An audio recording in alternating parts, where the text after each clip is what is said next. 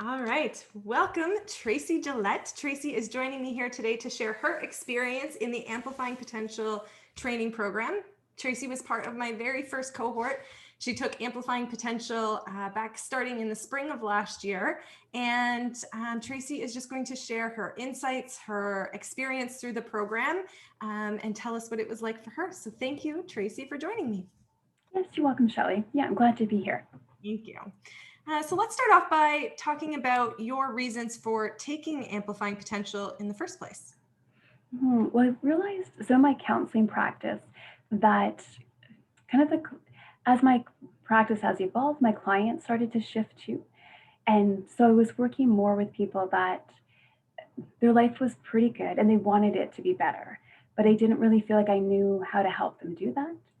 And so then as I learned more about NLP, could see and learning more about those limiting beliefs, right? So it can look like we're doing fine, but internally there can be a lot of things that aren't working the way that we want them to work. So as I learned more about NLP, it felt like that was kind of the missing gap I needed for my clients. So yeah, so that was the reason for joining. Excellent. Okay. And how has the program and the tools you learned throughout it impacted you personally? Yeah, quite a bit. Because I probably, when I did the program, I think initially got more out of it personally than I was actually implementing with my clients. But I always feel like when I do that, then I'm able to pass on things so much better to my clients as well. So really became aware of what my limiting beliefs were, and they could actually start to see it in my behavior versus just knowing it was there, but not really doing anything about it. Mhm. So I was really able to challenge myself, um, and really learning that like whatever I was doing consistent, like whatever results I was getting consistently, my beliefs were making that happen, Right. right? So then how to start to shift those beliefs so that my behavior changed. So yeah, like I feel like almost could talk all day about that. If I could really see the personally a huge impact from Okay. taking the program. Excellent.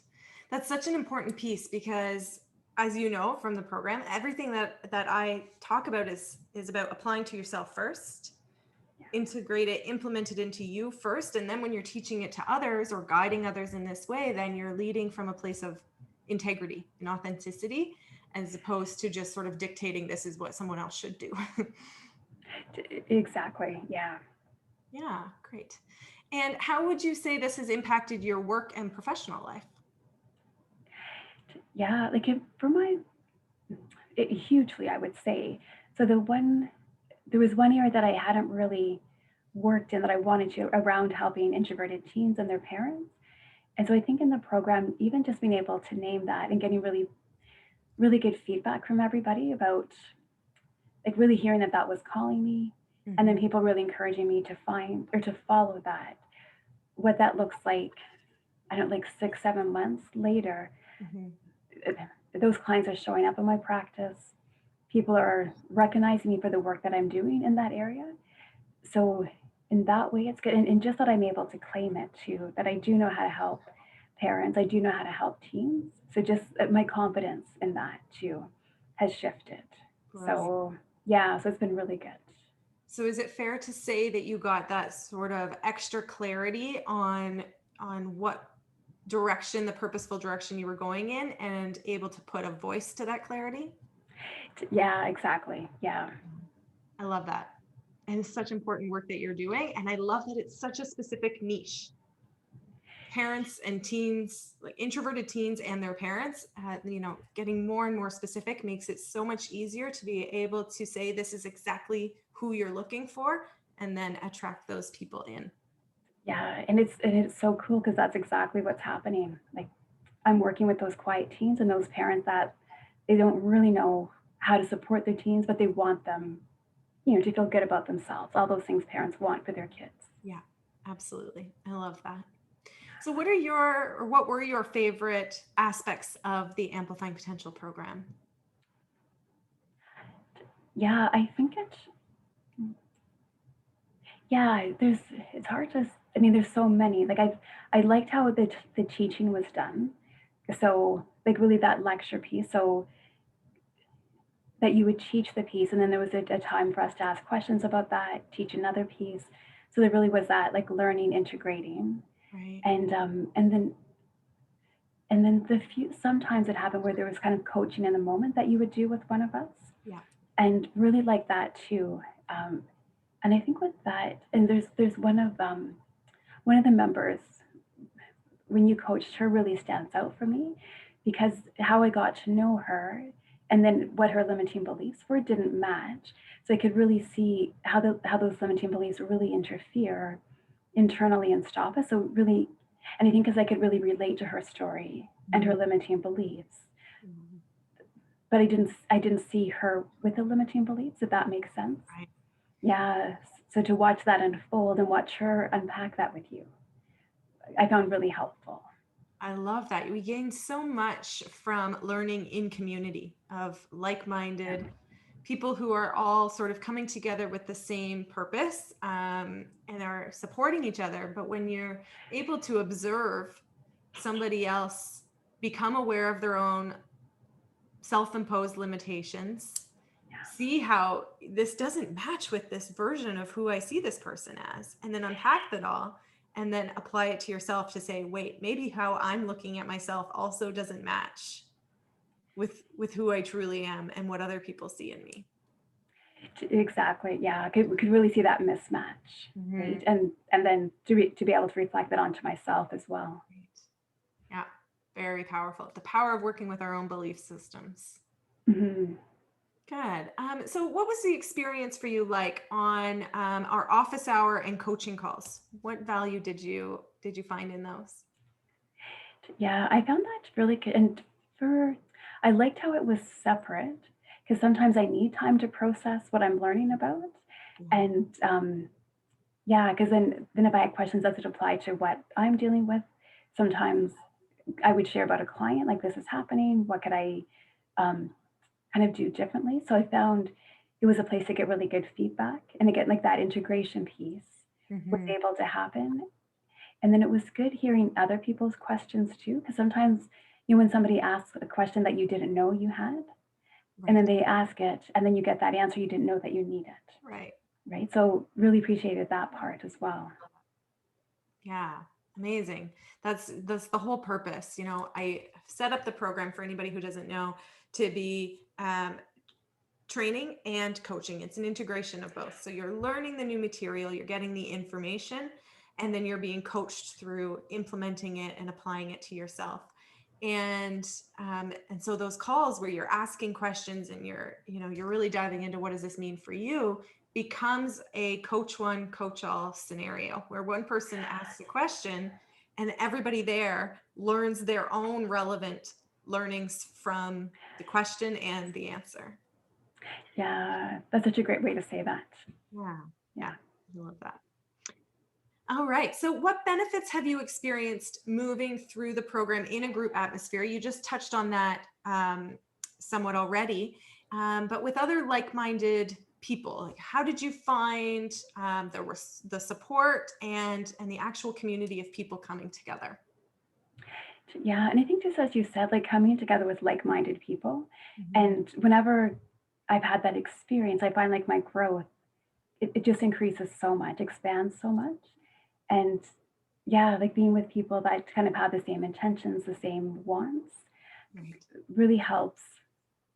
It almost like it helps me feel good about, the wants that I have, that it's okay to want more, it's okay to want different when there's other people in that same place kind of searching for that. Right. Absolutely. And it was just really such a supportive group as Hmm. well, right? And we came from somewhat different experiences, Right. like work experiences, but then how we're able to support each other still in that. For sure.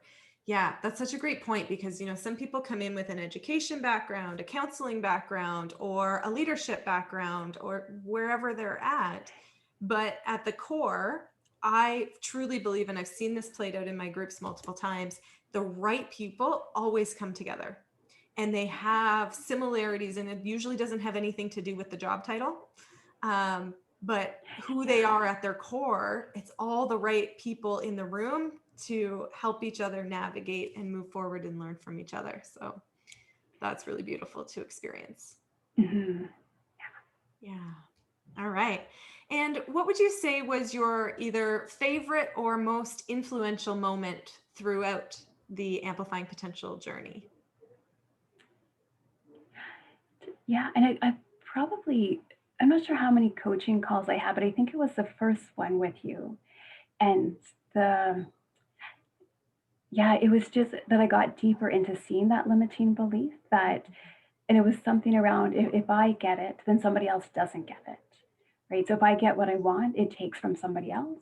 So then how do I then take it if I, but then to really help unpack that that actually wasn't true, Right. right? And I think too something about that being done in a community Mm-hmm. help, because I've talked about that before, but there's something that I know I shifted when we did that within that community. So yeah, really really powerful. For sure. Yeah. If you unconsciously, because I don't think you were walking around saying, I want more for myself, but I know if I have more, then other people are going to have less. We're not usually consciously aware of those sort of equivalences. But when it's operating underneath the surface, then you stop yourself from wanting because you don't want to take away from others. And Mhm. you become closed off to receiving, right? Because receiving is now bad. If I receive, it means I'm taking from others and they have less and they have to give, and that's not fair, which is part of just a very old story and some old conditioning. And when you start to look at that from a new angle and say, actually, that's not true.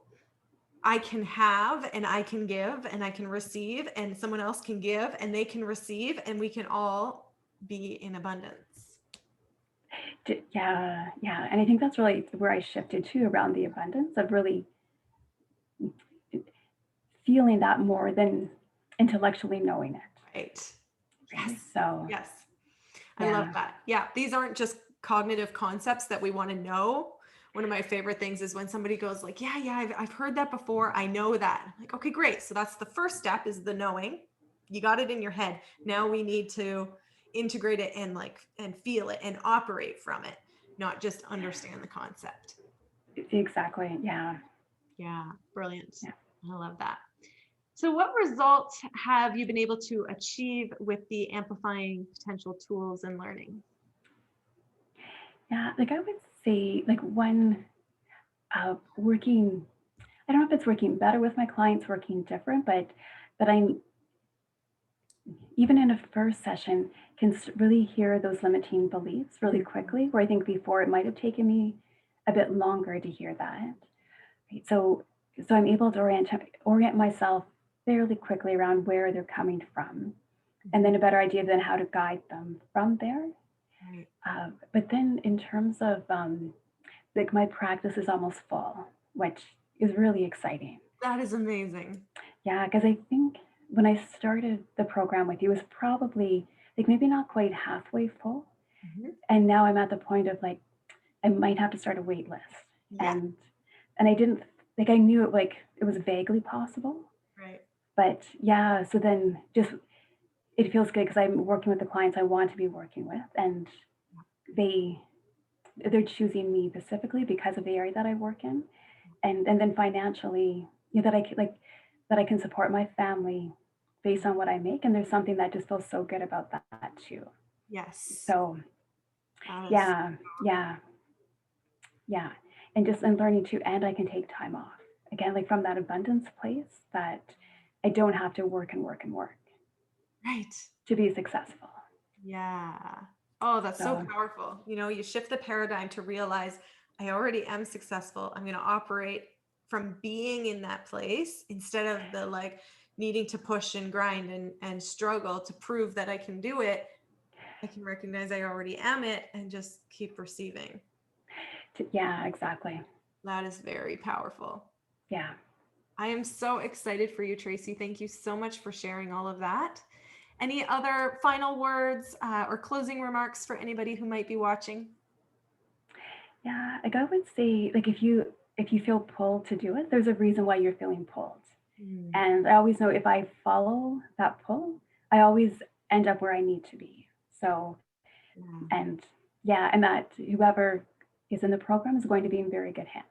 Oh, thank you. So yes, you're Thank you welcome. so much. I really appreciate you taking the time to share. Your journey is a very inspiring one, and I am so excited to continue witnessing everything that you continue to create moving forward. Yeah, thanks, Shelly. Thanks for being here, Tracy. Yes, you're welcome.